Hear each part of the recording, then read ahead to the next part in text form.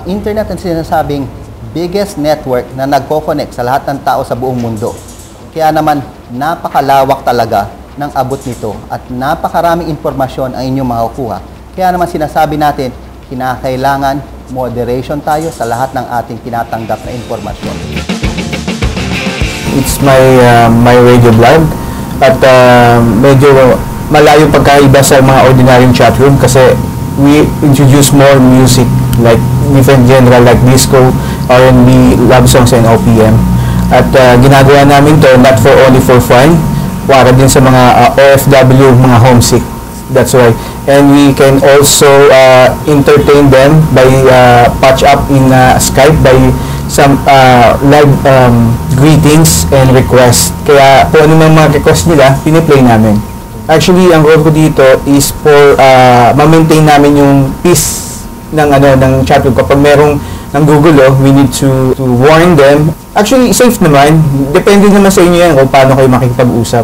Usually kasi, meron din tayo na-encounter like you, meron din medyo may bastos. Kapag may bastos naman, presko, you need to entertain them din kahit paano. Pero sometimes you need to, na maging strict ka rin sa kanila para at least may respeto kanila. Ang rules lang naman dito, you need to, be friendly and be honest to yourself. And ganun lang. Dapat marunong ka rin makihabilo sa mga iba't ibang tao ko, kahit bata, matanda, o whatever ko, tipong third sex, okay lang, basta marunong ka makipag-usap sa mga tao. Yun lang naman yun, importante doon. Actually, meron din mga ibis. So, nag-organize talaga niyan, yung pinaka matagal na talaga. Yun. So, ako lang naman, kung sino lang nandito sa Pilipinas, kami lang mismo din yung nag-organize. Kung merong uuwi, doon kami nag-organize. Kapag wala. Kapag meron, siguro simpleng gatherings lang. It's only a small AV lang. Ganun lang. Meron man palang mga rules para makontrol ang pagpasok ng mga information. Pero paano naman yung mga taong labis na ang pagka-addict dito?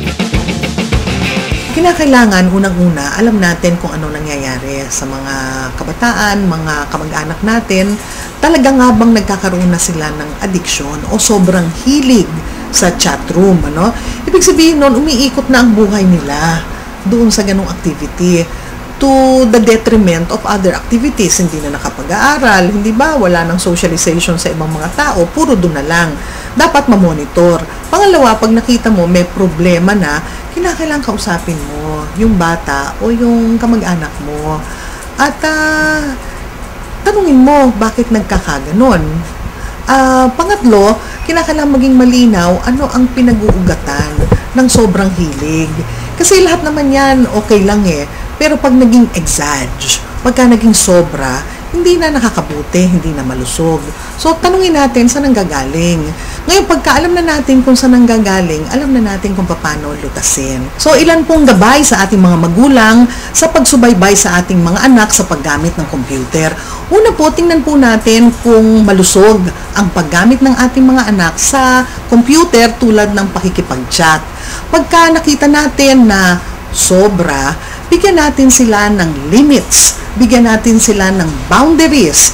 Bahagi po sa ating gawain bilang magulang ang paglalagay ng guidelines, ng boundaries kung hanggang saan pwede nilang gawin ang isang activities. At wag lang po tayo magbigay ng mga patakaran, ipaliwanag po natin sa kanila bakit nagbibigay ng ganitong patakaran.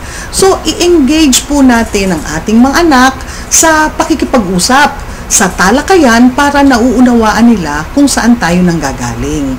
Napaka-useful talaga ng internet at araw-araw marami ito na ibibigay sa atin.